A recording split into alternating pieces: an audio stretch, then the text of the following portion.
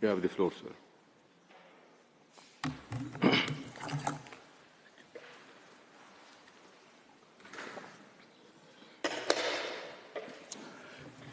Mr. President and members of the court, it is a privilege to appear on behalf of South Africa. Today's request for the indication of further provisional measures and/or the modification of the existing measures has been triggered by the military assault of Israel on Rafah, which began on the 6th and 7th of May 2024 and has intensified and escalated since.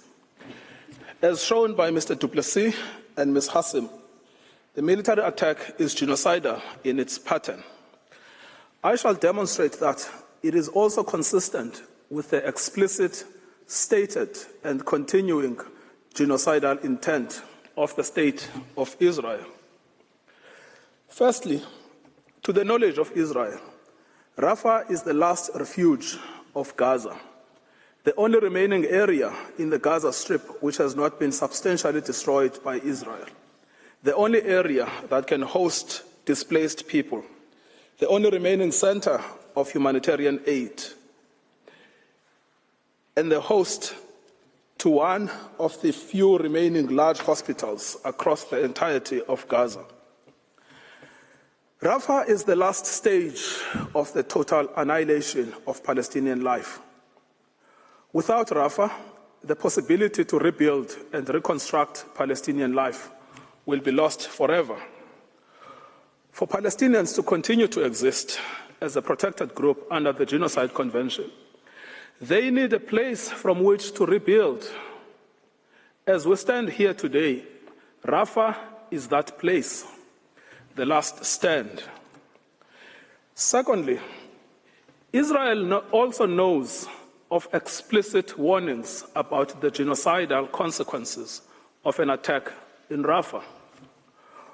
On 6 May 2024, the Director General of the World Health Organization warned that a full military incursion into Rafah will plunge the crisis into unprecedented levels of humanitarian need. On 8 May 2024, 2 days after the military attack had begun, he stressed that one of the 3 hospitals in Rafah, Al-Najjar, was no longer functioning due to the ongoing hostilities in its vicinity and the military operation in Rafah. Since the border was closed, the United Nations was prevented from bringing fuel, without which all humanitarian operations would stop. Martin Griffiths, the United Nations Relief Chief, has rung alarm bells. He has warned that the simplest truth is that a ground operation in Rafah will be nothing short of a tragedy beyond words. No humanitarian plan can counter that. The rest is detail.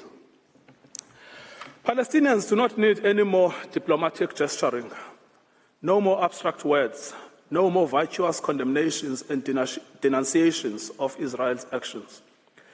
There is no more time to spare. It is simply now or never. Israel has knowledge of the pronouncements I have cited above.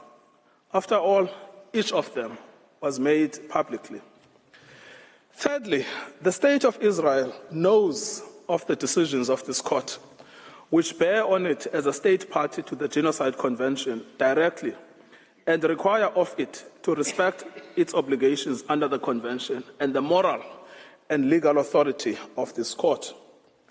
The decision of this court on 26 January 2024 noted that the civilian population in the Gaza Strip is extremely vulnerable and that the catastrophic humanitarian situation in the Gaza Strip is at serious risk of deteriorating further before this court renders its final judgment. Bearing this in mind, the court recognized that the military operation conducted by Israel after 7 October 2023 has resulted inter alia in tens of thousands of deaths and injuries and the destruction of homes, schools, medical facilities, and other vital infrastructure, as well as displacement on a massive scale. In light of this situation, Israel was ordered to ensure with immediate effect that its military does not commit any acts that fall within Article 2 of the Genocide Convention. One of the measures indicated expressly required of Israel to take all measures within its power to prevent and punish the direct and public incitement to commit genocide in relation to members of the Palestinian group in the Gaza Strip. In the decision of 16 February 2024, this court was compelled to demand that Israel immediately and effectively implements the court's order of 26 January 2024. This court cautioned that the most recent developments in the Gaza Strip and in Rafah in particular would exponentially increase what is already a humanitarian nightmare with untold regional consequences. In the order of 28 March 2024, this court observed with regret the existence of exceptionally grave circumstances since its order of 26 January 2024 and its decision of 16 February 2024, that the catastrophic living conditions of the Palestinians in the Gaza Strip had deteriorated further, in particular in view of the prolonged and widespread deprivation of food and other basic necessities to which the Palestinians in the Gaza Strip have been subjected. The court issued its orders clearly highlighting the worsening conditions of life faced by Palestinians in Gaza. Israel was ordered to ensure with immediate effect that its military, through any action, does not commit acts which violate the rights of Palestinians under the Genocide Convention. So far, Mr. President, what I have said is not inference, not imputation. It is direct knowledge which bears on the state of Israel, its political leaders, and the members of its army. They know about Rafah and its centrality to the sustenance of Palestinian life at the present moment. They know the views of the organs of the United Nations about the consequences of a military attack on Rafah. They know what this court has ordered on each of the three occasions I have referenced. Yet, Israel's leaders have continued to incite genocide and to express their own genocidal intent. In doing so, not only has Israel ignored its obligations as a state party to the Genocide Convention, it has also treated this court with contempt and threatened the rule of law. Let me demonstrate this. Members of the Israeli Ministerial Committee on National Security Affairs and the War Cabinet have simply continued with incitement to genocide. First, the Israeli Prime Minister, Benjamin Netanyahu, who is a member of the War Cabinet and the Security Cabinet, has gone beyond any reference to Hamas alone. Instead, he has described Israel's aims in the military assault as being to ensure that Gaza will never again constitute a threat to Israel. He describes Israel's objective as being to achieve total victory, underscoring that no force in the world will stop us. We will stand alone, emphasizing that Israel will fight with its fingernails. Second, the Israeli Minister of Defense, Yoav Gallant, a member of both the War Cabinet and the Security Cabinet, has made it clear that Israel is taking apart neighborhood after neighborhood and will reach every location in Gaza.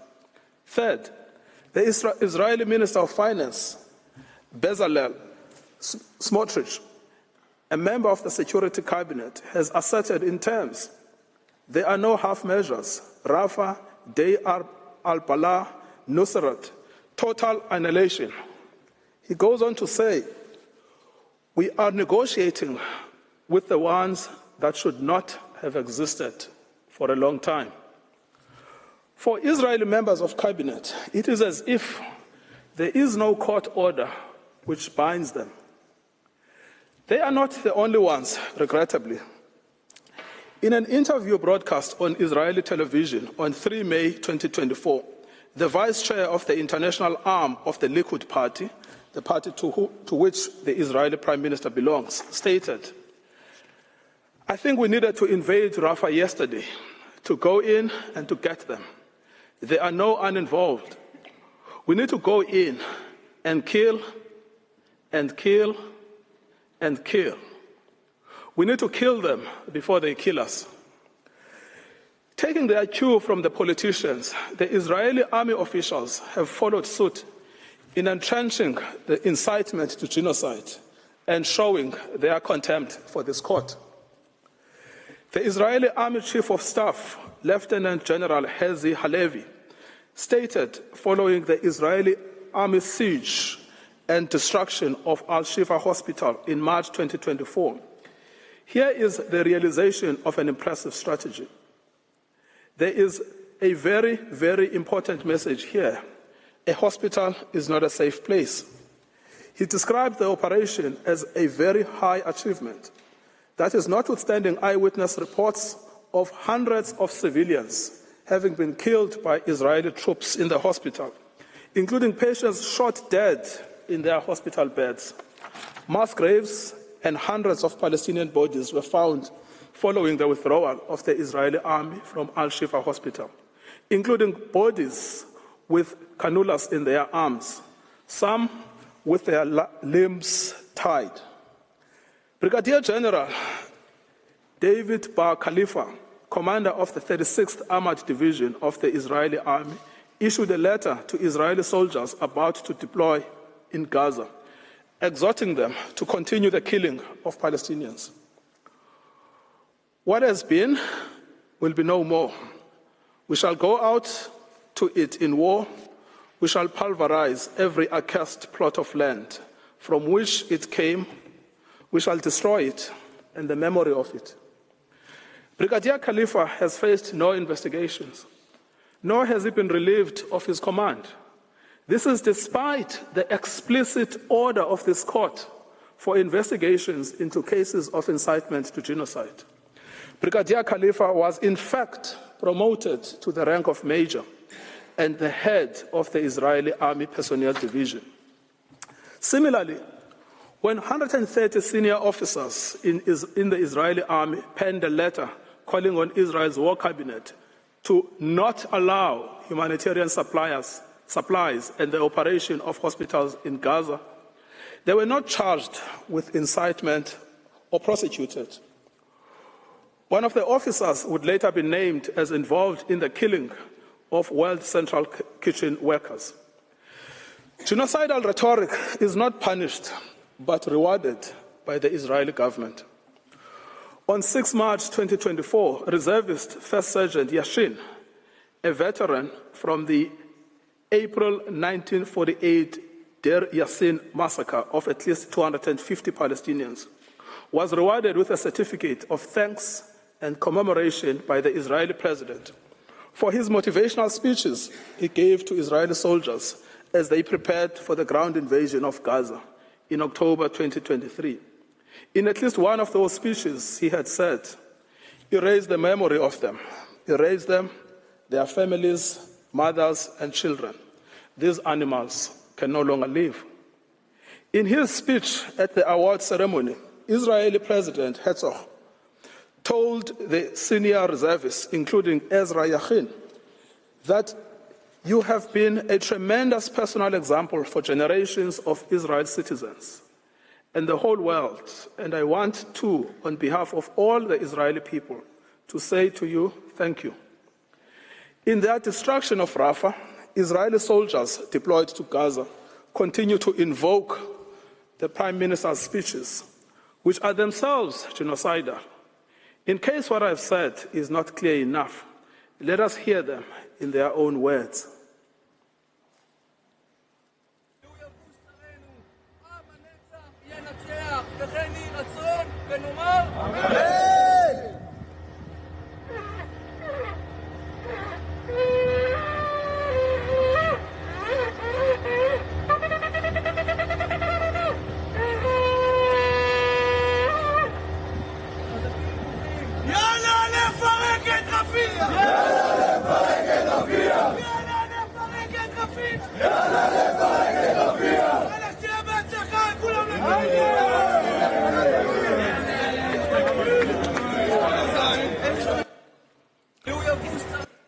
The destruction of Gaza and Palestinian life is understood by commanders and soldiers, as the video shows. An Israeli soldier from the 9203 Battalion commented as follows on photographs and footage he posted online of Palestinian homes and neighborhoods in Khan Yunis completely destroyed by the Israeli army. This year, we were honored to fulfill the command of the annihilation of Amalek, and may we finish the job.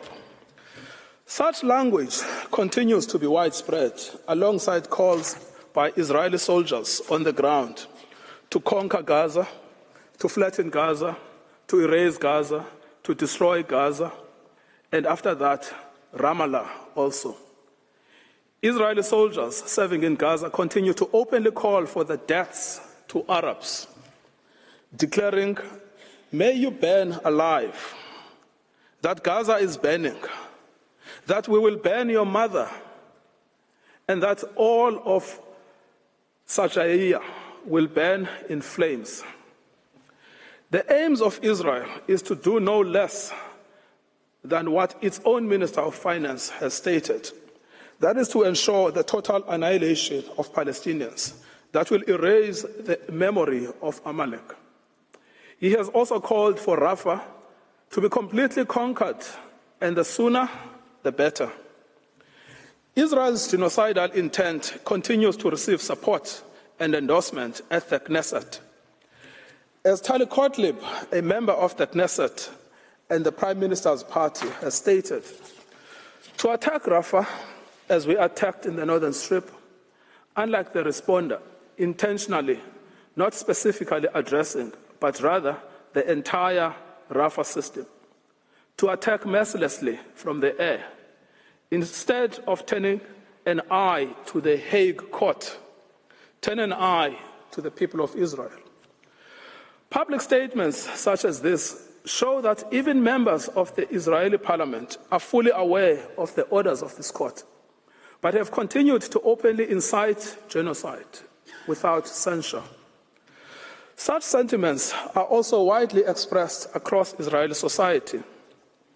Many Israelis, including Israelis living in illegal settlements in the West Bank, have actioned statements by government officials calling for the denial of aid to Gaza by destroying food aid on its way, including setting trucks on fire, putting sugar in tanks, and destroying the food itself. Israeli public officials, including singers inciting to genocide in Gaza, have had their incitement rewarded. One singer who popularized and adapted to Israel's current military operations in Gaza the racist Israel football chant, "May your village burn," changed it to "May Gaza be erased," and singing it to Israeli soldiers in live performances, was presented with a certificate of appreciation for his work for the IDF soldiers during the war by the Deputy Speaker of Knesset, hosted by Israel's Minister of Social Equality and the Advancement of Women. Another singer referenced by South Africa before this court in the January 2024 application for his call to erase Gaza and not to leave a single person there has similarly been rewarded. Both were brought to the attention of Israeli authorities in South Africa's application and pleadings before this court. Neither of them, nor any of the other Israeli officials and civilians inciting to genocide against the Palestinians, have been prosecuted, much less punished. The genocidal acts described in South Africa's application were foreseen and foreseeable from the onset. Israel's intent was always to destroy Palestinian life and to wipe them off the face of the earth. Rafah is the final stand. Without Rafah, there is no more Palestinian life in Gaza to speak of, no more Palestinian identity, and no possibility of reconstruction. Mr. President, the rule of law can only survive through the orders of this court. If the rule of law is to have any meaning, let it be today and with this case. It is no longer enough to order unhindered access to humanitarian aid when it is in fact the military operation in Gaza that is preventing it. It is no longer enough to encourage compliance with the peremptory precepts of the Genocide Convention when Israel's deliberate contempt for the international rule of law has been so plain and so public.